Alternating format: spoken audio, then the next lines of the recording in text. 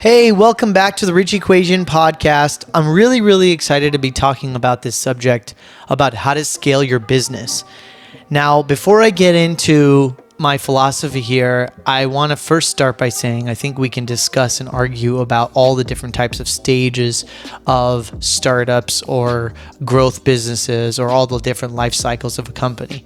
So I want to try to really simplify it so that we can have a deeper conversation and, we can argue about this. And I may even record another episode about all the different stages, but I want to try to simplify it in three major phases of a business, okay?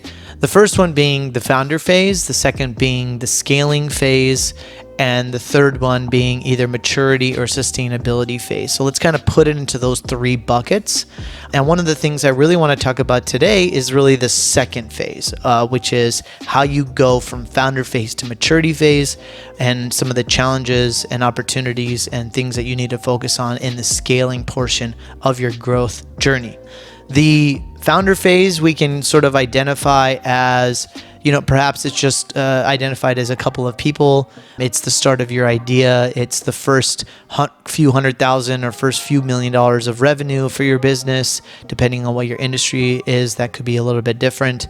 Perhaps you're getting a proof of concept and a handful of customers that are buying into your idea, and you're starting to build out your processes and your business and starting to see a little bit of traction and momentum. We're going to call that sort of founder phase, beginning phase. The second phase is scaling phase. So how do you take that now and 10x it, 50x it?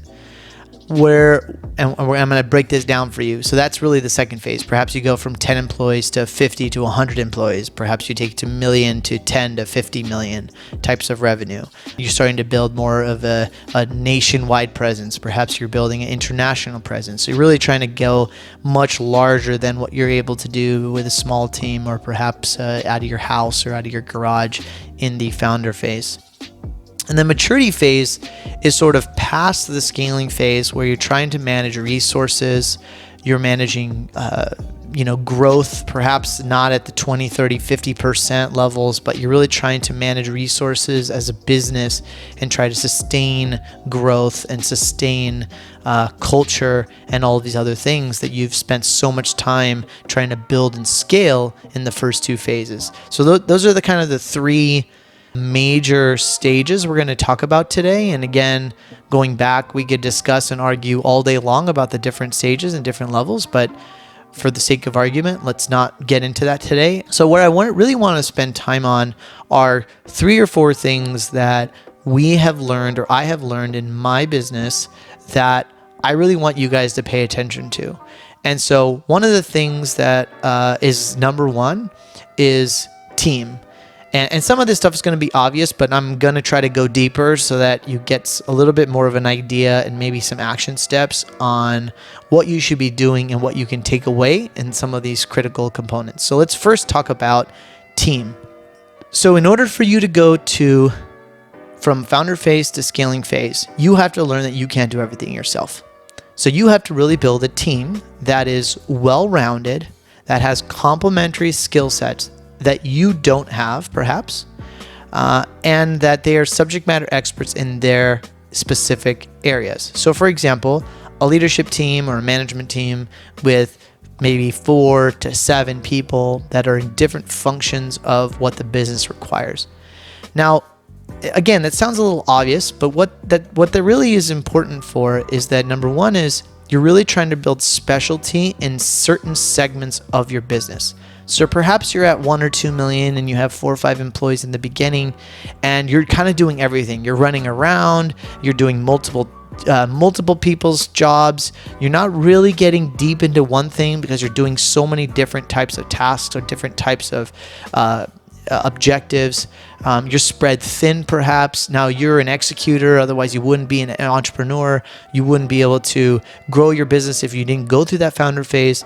But what you start to lack is expertise and focus. So first we're going to talk about expertise, right? Is that, let's talk about accounting or controllership. If you're not an accountant, you don't know where you're going. So you're not going to spend time, and this is a big trap for entrepreneurs, is they don't spend time on quality financial statements before they get started to tell them where they're going. And often if you have better financial statements, you can make adjustments in the trajectory of your business much faster and more quick. So we often wait until we hire good quality financial teams because we feel like that's not a resource we want to invest in. So I'm just using that as an example. I'm not saying that you need to start with accounting. I'm just saying that that's a common mistake. So like, for example, financial and accounting. How about customer service? How about production? How about quality management? How about projects? How about engineering? How about manufacturing? Depending on whatever business you're talking about, having specialty people focus and optimize that specific component in your business really will improve so many different things. Now, I know what you're thinking. Perhaps you're thinking, well, firstly, it's hard to find those people. It's expensive. I don't have time to recruit. Now, I want you to put all those limiting beliefs behind you. I think it's super important for you to realize that you're not going to be able to get past founder phase into scale phase in 5, 10, 15x your business if you yourself as the entrepreneur are not focusing on the right things. So it's super important for you to focus on, how do I get the right people to take things away from me so I can focus on the most important things? I don't know what those things are. We can talk about that later. But really, the most important thing is for you to focus on what grows your business, what grows your culture, what makes your business sticky, your process, etc., the alignment of your team. Not, how do we update our financial statements or how do we improve this customer service process? That's why you have those people in that place. So in order to scale your business from, let's call it $1 million to 50 million, it's going to be really, really important that you have a strong leadership team. Secondly, alignment. So, it's really important that you invest in that leadership team. It's not like you can just find 5 or 6 people and pay the recruiters or spend all that time putting them together and just hope that everyone rows in the same direction. It's really important that you invest in that team. And so what do I mean by that? I think it's really important to think about a leadership team like a family. And everybody in the family is really different. They all have their own personality. They all have their own upbringing. Perhaps they have their own experiences that they're bringing to the table. They have their own life beliefs. And so it's really important to spend a lot of time and energy on harmonizing that team. Now, you can't just do that by saying, this is the vision, this is the mission, let's go. You really have to spend time deconstructing and creating space for people to have deep, meaningful conversations and trust each other. So one of the most foundational things about building a business and taking that, climb up that mountain is that you have everyone holding hands together as they're climbing. It's not possible to do it if everyone is sort of going on their own direction, or they don't trust each other, or they don't believe in each other. So you really have to spend a lot of quality time on making sure that that team stays together, trusts each other, and works together.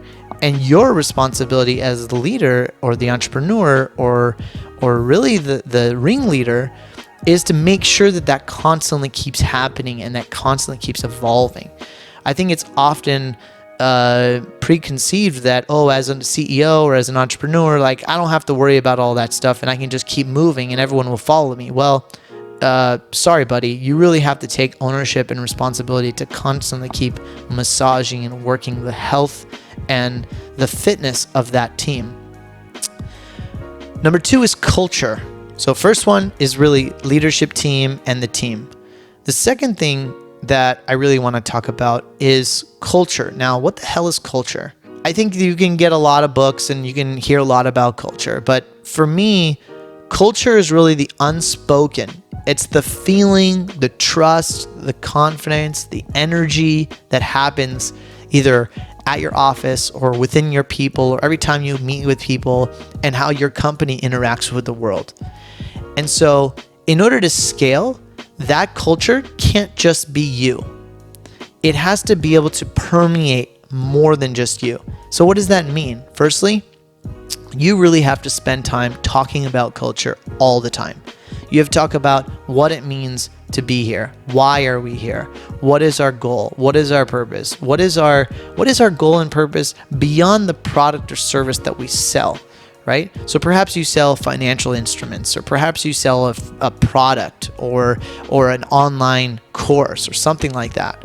Your business is not about that. Your business is about something else. Perhaps it's about serving people in a certain way. Perhaps it's about changing the world in a certain way. Perhaps it's about disrupting an industry. So it's really important that everyone constantly understands the why that is beyond what is surface level. Now, I think we as entrepreneurs can get lazy. It's really a big lift to constantly keep talking about this and manage a team at this level, which is why a lot of people get stuck at the entrepreneurial founder phase in phase one, where they're making a really good living and they can sustain a good lifestyle. But if you're interested or you have a desire to take your business and your the challenges that you experience to the next level, you're really going to have to understand that the dedication that you need to invest in your team and spend time on your culture is really critical. Another thing about culture is, and that I've found, is that culture lives inside and outside the office. So I don't want to sound cliche that, oh, you got to go do, picnics and you got to do all these other extracurricular things with the staff and the team. But what I want to encourage people to do is that think about that there is an experience that exists with your team in the office. And that experience can become enhanced if you do things outside the office that are meaningful. So I'm not saying go throw a bunch of different activities. What I'm saying is that if you can try to harmonize everyday life and the things that people do on an everyday basis with what they do when they come to your office and can make those connections, then I think that you will have a much stickier culture.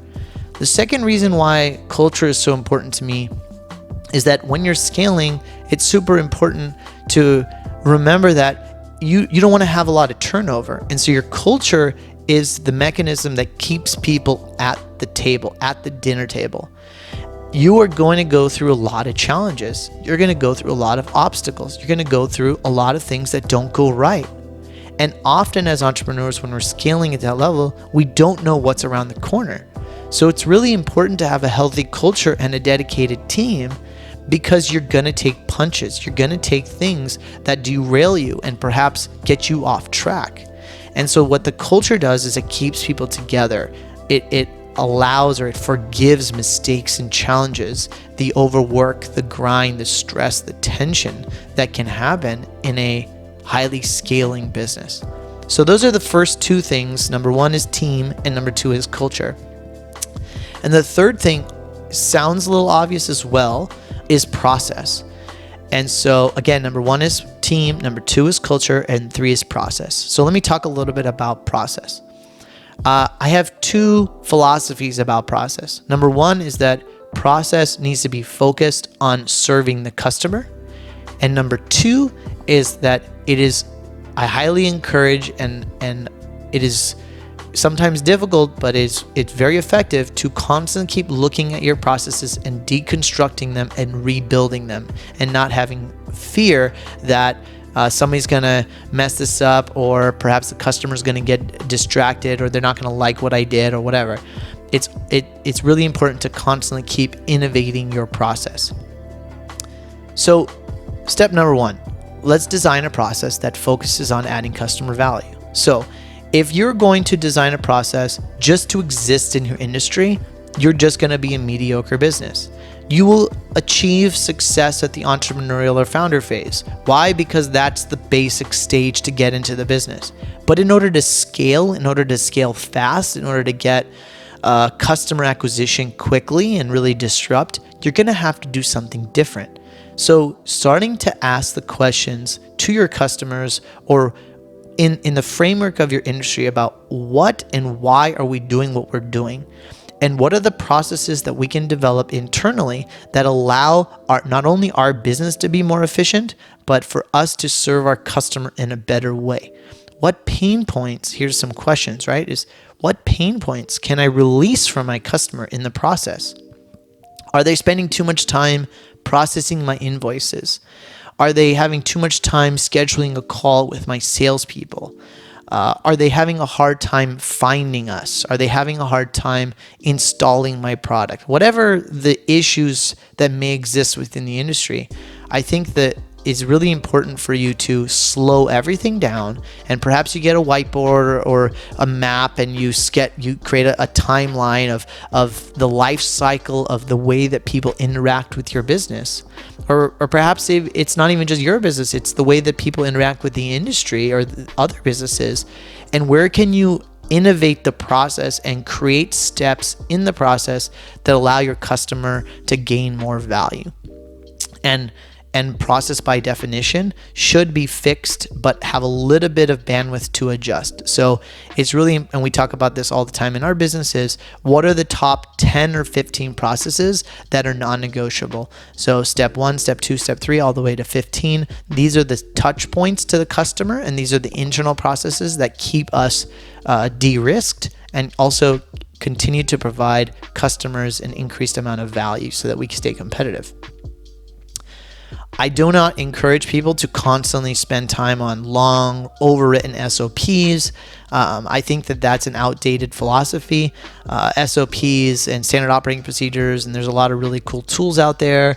I think that's a little bit of waste of time. I think businesses change so quickly now. They evolve so quickly. And so it's really important to just have a simple tool. Perhaps it's an Excel spreadsheet or a PowerPoint or a Word document, or maybe it's just a written document on a map in a conference room of the top 10 or 15 things that you guys are going to commit to as a process to serve your customer. So I want everyone to take that and make sure that you guys have a very clear and identified process within your business. And everyone in the organization should know what those value propositions are to your customer, what those touch points are, so that that's what you should be selling to your customer, why you're different. And the second thing is innovation about that process. So I would encourage you probably every 2 quarters, I think every quarter is probably too frequent, but every 2 quarters to look back at that process and say, what needs to adjust? I wouldn't adjust the process more than 10 or 15% every 1 to 2 quarters, because it just becomes too disruptive and it doesn't become sticky. Remember, you are not trying to build a business where only you do everything. You're trying to build a business where 50 to 100 people are moving and shifting what they're trying to accomplish. So it's really important that you are innovating the process, and you're trying to figure out what value we can continuously keep adding or removing things that are unvaluable to the process. So those are the 3 major things that I would want to talk about today to help you scale from founder phase to maturity phase. Number 1 is building a great team, spending time on that team and creating alignment.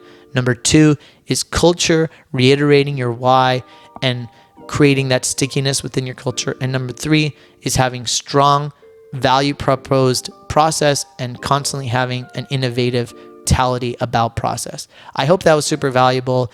Thank you so much for listening. This is the Rich Equation Podcast.